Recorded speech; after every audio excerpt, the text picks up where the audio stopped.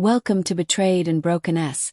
Enjoy watching. We hope you will have fun with us. I never thought a regular morning in the stables could turn into the wildest day of my life. It all started just after sunrise, when the air was still cool and everything seemed perfectly normal. I was brushing down my horse, Blaze, like I always do. He's strong, fast, and a little too smart for his own good. But that day something in his eyes told me this wasn't going to be just another ride. Blaze had always been a little curious about the world beyond our ranch. He'd often stop at the fences staring out into the distance like he knew there was more out there waiting for him. But I never imagined he'd actually try to go beyond them, let alone break through all of them. We were halfway through the trail when it happened. Blaze suddenly froze, ears twitching, eyes locked on something deep in the woods.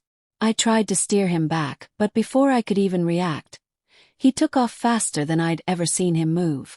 He wasn't spooked. He was determined. It felt like he knew exactly where he was going and no fence, gate or path was going to stop him. I held on tight, yelling his name, hoping he'd slow down. But he didn't.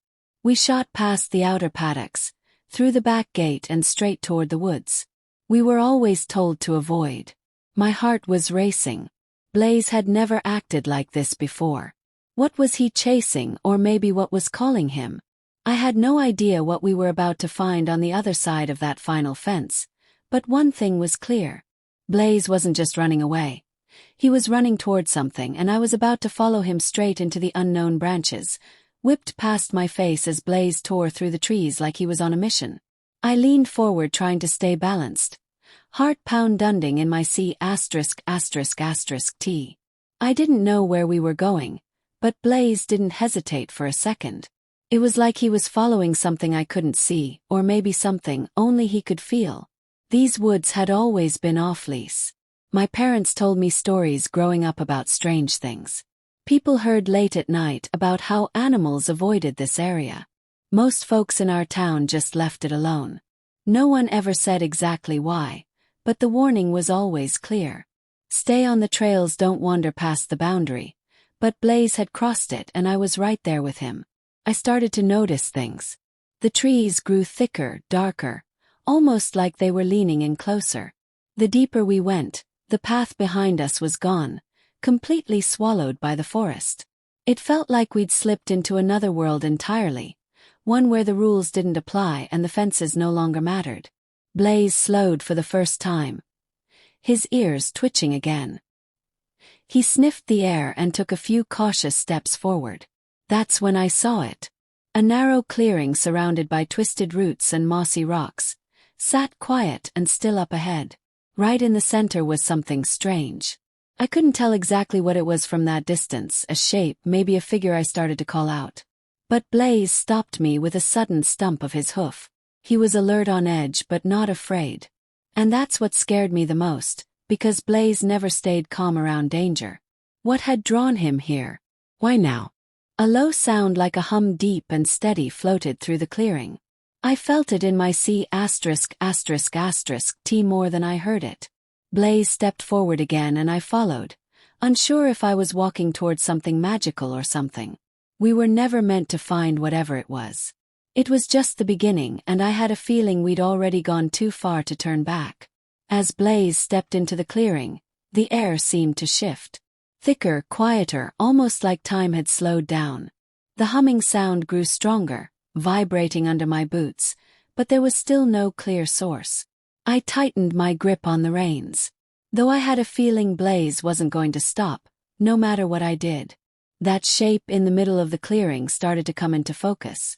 It wasn't a person, not exactly. It looked like an old wooden structure, half buried in the ground and covered in vines, a small post maybe, or the top of a gate. Symbols were carved into it, faded, worn by time, but definitely not random. They looked familiar. I couldn't place them, but something deep in me recognized them, like I'd seen them in a dream once and forgotten until now. Blaze circled the spot, ears forward, completely silent.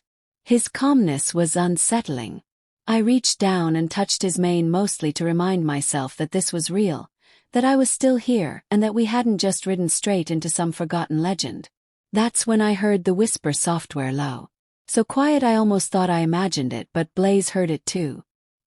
His ears flicked toward the sound. I glanced around, but we were alone. Least I thought we were.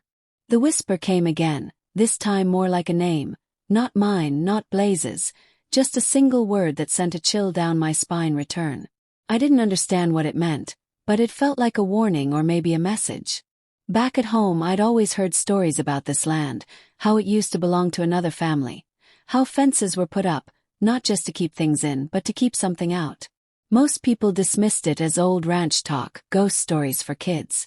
But now standing here in front of this hidden gate and hearing things that couldn't be explained, I wasn't so sure anymore.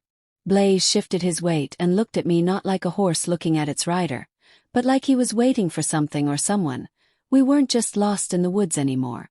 We had found something that wasn't supposed to be found, and we were not alone.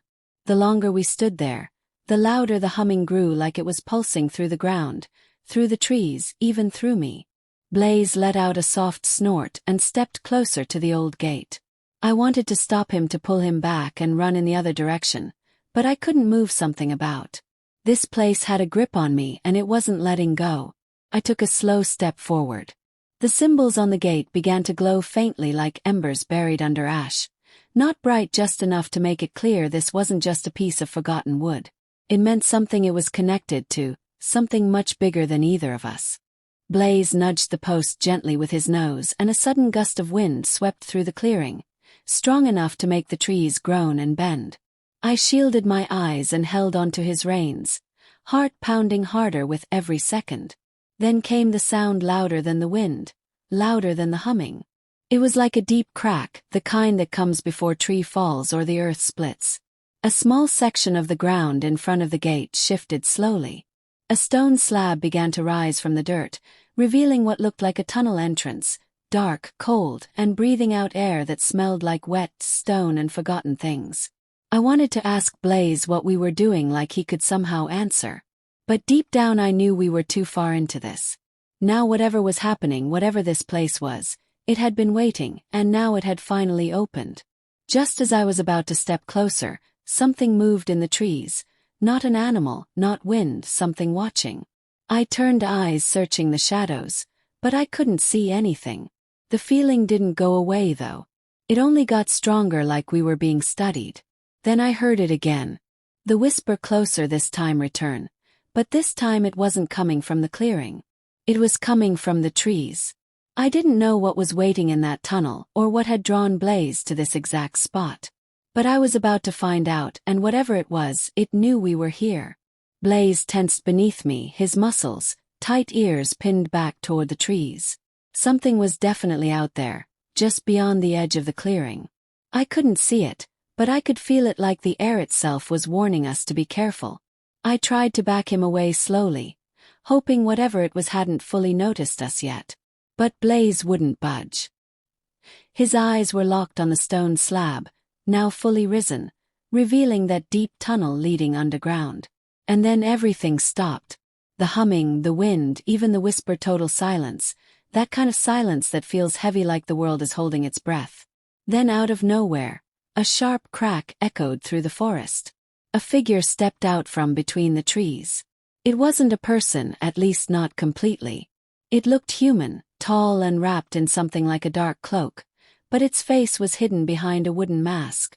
The mask had the same carved symbols I'd seen on the gate. My heart skipped. Blaze shifted but didn't run. The figure raised one arm, slow, careful, and pointed to the tunnel. "Return him," the voice said. It wasn't loud, but it cut straight through the air, deep and calm and strange. "He does not belong on your side." Froze. "What are you talking about? Who are you?" The figure didn't answer, it simply pointed again at Blaze. "Well," I said before I even knew why he's mine. "He's not going anywhere." The figure tilted its head for the first time. I noticed something odd. Blaze wasn't acting scared. If anything, he seemed aware, like he knew this place, like he recognized the figure. My breath caught as a new thought crept in. What if Blaze hadn't just broken out of the ranch? What if he wasn't running away from anything but toward where he came from? The figure stepped closer. "You've crossed the boundary. You've awakened. What was sealed, Now choices must be made. What choices? I asked, heart pounding. What did we awaken? No reply. Instead, the ground shook beneath us just slightly, like something large was moving far below the tunnel. Pulsed with light, faint but rhythmic like a heartbeat. I looked down at Blaze. He looked back at me, eyes deep and steady, like he was waiting for me to decide. Then the figure said one final thing. The gate will not stay open forever, and if he stays, you won't leave. Suddenly, everything made sense and nothing did at the same time. Blaze, the gate, the forest warnings, the stories from my childhood, they weren't just stories, they were warnings, real ones. And now I was at the center of it all. But what exactly was Blaze, and why did this place want him back? The ground rumbled again, louder. This time something was coming and I had no idea if we could outrun it. Don't forget to subscribe to the channel, like, and leave a comment. If you enjoyed this story, this will help us create even more exciting stories just for